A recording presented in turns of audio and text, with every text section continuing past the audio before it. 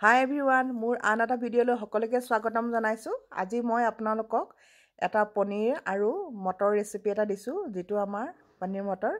আৰু মই কেনেদৰে বনাইছোঁ ইয়াত আপোনালোকক দেখুৱাইছোঁ। তেনেহ'লে বনোৱাৰ আগতে আপোনালোকে এনেকৈ পনীৰখিনি 10 মিনিট সময় তিয়াই টুকি থ'ব।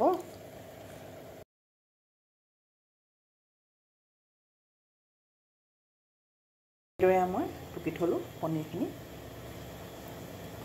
আৰু তাৰ বাবে লৈছোঁ ইয়াত কাজু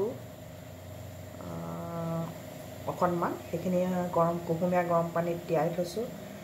আৰু এয়া বিলাহী 4টা, এয়া ধনিয়াৰ ঠাৰি কেইডালমান, আৰু পিঁয়াজ 2টা, আৰু এইদৰে নহৰু এটা। এইখিনি আমি পনীৰৰ ৰেচিপিত দিবলৈ কাৰণে কাটি বাছি থৈছোঁ।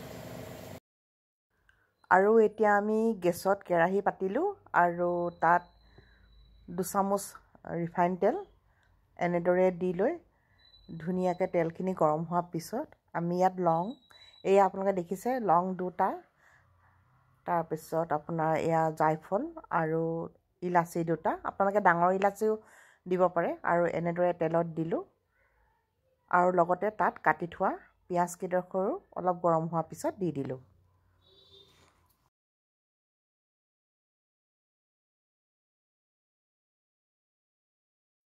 আৰু লগতে পিঁয়াজখিনি অলপ সময় ভজাৰ পিছত আমি ইয়াত ধনিয়াৰ ঠাৰিকেইডালো দি দিলোঁ, আৰু সেইখিনিও ভজাৰ পিছত আমি ইয়াত কাজু এমুঠিমান যে লৈছিলোঁ তিয়াই থোৱা, সেইখিনিও পিঁয়াজৰ লগতে মিহলাই ল'লোঁ। আৰু এইদৰে আমি কিছু সময় ইয়াক ভাজি ল'ব লাগিব। আৰু এইদৰে কিছু সময় ভজাৰ পিছত আমি ইয়াত কাটি থোৱা বিলাহীখিনিও দি দিম, আৰু এইখিনিও কিছু সময় লৰাই ভাজি থাকিব লাগিব। আৰু এইদৰে এইখিনি কিছু সময় ভজাৰ পাছত ইয়াত আমি জোখমতে নিমখ অলপ দি দিব লাগিব। এচামুচমান দিলেই হ'ব, কাৰণ নিমখ দিয়াৰ লগে লগে পিঁয়াজখিনি আৰু বিলাহীখিনিও সহজে গলি সিজি যাব ধৰে, আৰু সেইদৰে আমি নিমখ অলপ মিলাই এইখিনি ভাজি ল'ব লাগে।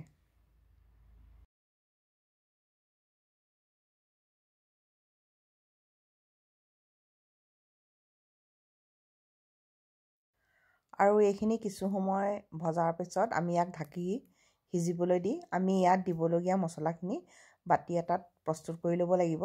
তাৰ বাবে দিব লাগিব কাশ্মীৰী মিৰ্চ এচামুচ, লগতে জিৰা পাউডাৰ এচামুচ, ধনিয়া গুড়ি এচামুচ, আৰু গৰম মছলা এচামুচ, লগতে হালধিও এচামুচ দি দিব, কিন্তু মই পাহৰাৰ কাৰণে পিছত দিছোঁ কেৰাহীত। আৰু কচুৰি মেথি এচামুচ। আৰু এইদৰে আমি গোটেইখিনি মছলা এটা বাতিত যোগাৰ কৰি ল'ব লাগিব।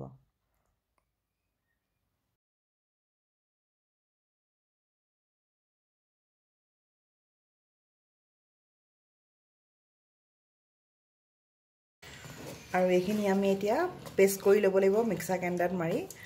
খুব গৰমে গৰমে নকৰিব, ঠাণ্ডা কৰি ল'ব লাগিব। এইখিনি আমি এতিয়া মিক্সাৰ গ্ৰাইণ্ডাৰ বাতিটোত লৈ ল'ম, আৰু এইখিনি পেষ্ট বনাই ল'ম।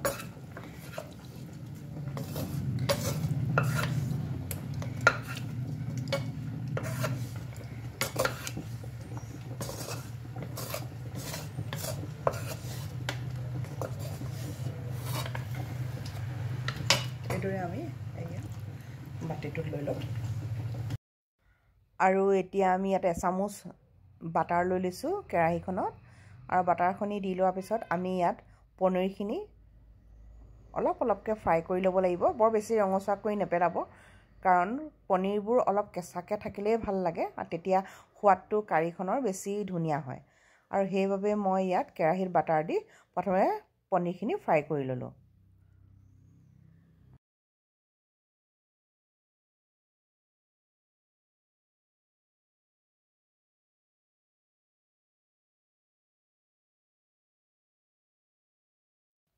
আৰু এইখিনি আমি উলিয়াই দিয়াৰ পাছত, পনীৰখিনি উলিয়াই লোৱাৰ পাছত আমি ইয়াত নহৰু আদাখিনি পেষ্ট কৰি লোৱা তাৰ লগতে দি দিলোঁ।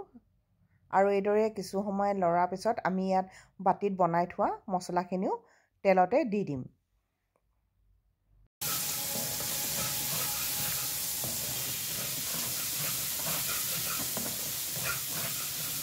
আৰু আমি যিখিনি ইয়াত মছলা বনাই থ'লোঁ পাউডাৰ মছলা এইখিনি ইয়াতে ঢালি দিলোঁ।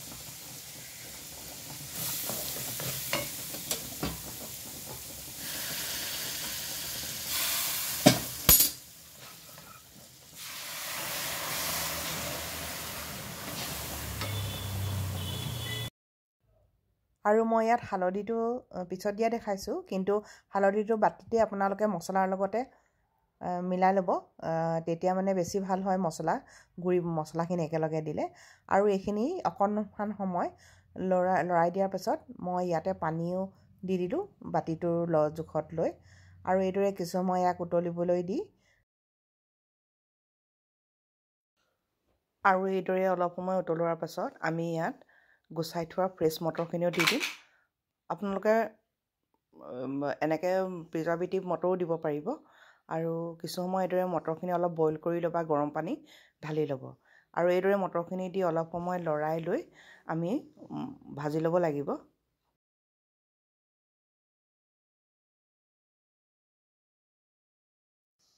আৰু এইদৰে মটৰখিনি অলপ সময় ভাজি লোৱাৰ পিছত আমি ইয়াত যে বিলাহী আৰু ভাজি লোৱা পেষ্টখিনি কৰিছিলোঁ গ্ৰাইণ্ডাৰ, সেইখিনিও এনেদৰে ইয়াতে দি দিম, আৰু ইয়াকো কিছু সময় আমি ভালদৰে মিহলাই ভাজি ল'ব লাগিব। আৰু ইয়াত আমি জোখমতে বাতিটো অলপ আওখালি ইয়াতে দি দিব লাগিব, আৰু লগতে আন্দাজমতে পানী অলপ দি ইয়াত আমি ভাজি থোৱা পনীৰখিনিও কেৰাহীত দি দিম, আৰু এইদৰে কিছু সময় আমি ইয়াক উতলাই থাকিম। আৰু এইদৰে আপোনালোকে মটৰ পনীৰ কিছু সময় উতলাই লোৱাৰ পাছত, আৰু যদি আপোনালোকৰ ঘৰত ফ্ৰেছ ক্ৰীম আছে, এনেদৰে ফ্ৰেছ ক্ৰীম অলপো ওপৰত দি দিব, তেতিয়া খাবলৈ আৰু সোৱাদ লগা হয়, আৰু দেখিবলৈও ৰংটো বৰ ধুনীয়া হয়। আজি তেনেহ'লে মোৰ এই ৰেচিপিটো আপোনালোকে কেনেকুৱা পালে জনাব, আৰু এনেদৰে আপোনালোকে বনাই খাব বুলিও আশা ৰাখিলোঁ। আৰু যদিও এইটো ৰেচিপি আপোনালোকে ভাল পাইছে, তেনেহ'লে প্লিজ লাইক, শ্বেয়াৰ, কমেণ্ট আৰু ছাবস্ক্ৰাইব কৰিব।